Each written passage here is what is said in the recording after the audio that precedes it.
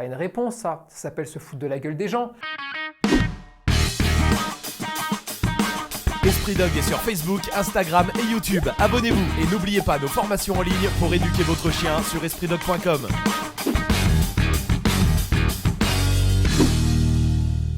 Salut à tous, bienvenue sur Esprit Dog. L'autre jour, je suis tombé sur un live de quelqu'un qui donnait son secret, sa technique pour apprendre la marche en laisse. Je vais vous révéler son secret et vous allez comme ça tous pouvoir en profiter. Son secret, il est très simple. Votre chien tire en laisse, mettez-lui une longe. Votre chien tire en longe de 5 mètres, mettez-lui une longe de 10 mètres. Vous avez compris le principe? Il est tout simple. Elle dit, tant qu'il tire, rallongez. Et en fait, ce conseil-là, le problème, c'est que je l'ai vu à beaucoup d'endroits, et pas que chez elle. Et ça me fait peur, ces trucs-là. Parce que, petit 1, elle n'a rien pigé à la marche en laisse. Petit 2, vous la réglerez jamais. Et petit 3, on confond tout. Et oui, parce qu'on confond la marche en laisse avec le suivi naturel, avec l'apprentissage du rappel, et ça me pose un petit problème de raconter n'importe quoi aux gens, parce que quand un client vient vous voir en disant « mon chien tire avec ma laisse », ah bah mettez-lui une longe monsieur, bonne journée. C'est pas une réponse ça s'appelle se foutre de la gueule des gens. Et alors en plus, pour couronner le tout, parce que ces gens-là ont souvent un don pour ça, elle nous dit ouais parce que quand il est en longe, il est quand même beaucoup plus heureux parce qu'il peut renifler à droite et à gauche. Ah bah à la bonne heure, bien sûr.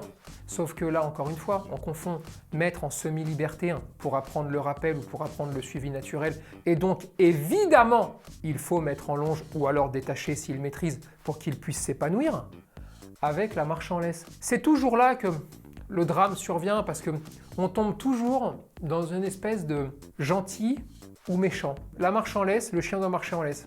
Hein, voilà, ça porte bien son nom, d'accord? Parce que quand vous êtes en ville, par exemple, quand il y a beaucoup de monde, quand il y a une grosse densité de choses, c'est beaucoup plus sécurisant pour le chien de marcher à côté de vous que de faire tout et n'importe quoi où il pourrait faire tomber quelqu'un. Il pourrait aussi déranger les gens qui ont soit peur des chiens, soit qui ont simplement pas envie d'avoir un chien qui leur saute à la gueule quand ils sont en train de marcher, même si le chien est très gentil, hein, c'est pas le problème.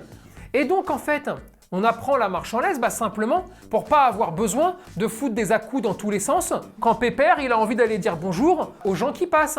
Ça sert qu'à ça. En fait, apprendre la marche en laisse, la vraie marche en laisse, c'est-à-dire rester au niveau de la jambe, eh bien ça permet simplement d'éviter la contrainte. Et ça n'en rajoute pas, ça évite la contrainte. Et ensuite, le vrai piège dans lequel ces gens-là veulent vous faire tomber, c'est que bien évidemment que la marche en laisse ne peut pas être la façon de vivre du chien H24. Dans une journée, s'il y a de la marche en laisse à faire, il faut en faire et il faut en faire correctement, mais vous avez la responsabilité en tant que maître de lui offrir en fait des moments d'épanouissement où là vous allez détacher ou mettre en grande longe dès que vous vous retrouvez dans un environnement qui vous l'autorise, qui vous le permet et qui permettent surtout à votre chien de pouvoir prendre du plaisir. Mais l'un et l'autre ne s'opposent pas. L'un et l'autre, en fait, se complètent.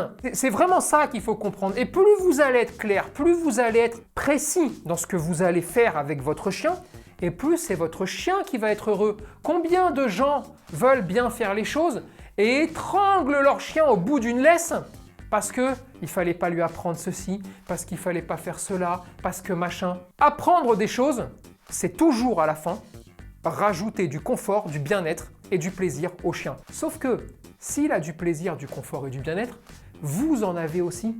Et là, ça fait quoi? Ça fait 2 personnes qui ont le sourire quand ils sont en train de se promener. Et pas un qui est en train de se faire les biceps parce que le chien il va dans tous les sens, parce que c'est un enfer, parce qu'on lui met des à-coups. Voilà à quoi sert apprendre des choses à son chien. Donc, s'il vous plaît, racontez pas de conneries, parce que quand vous racontez des conneries, malheureusement, certaines personnes, et elles n'y sont pour rien, écoutent ces conneries-là, appliquent ce que vous dites, et à la fin, ça fait des maîtres malheureux, des chiens malheureux. C'est con, parce qu'un chien, c'est juste du kiff.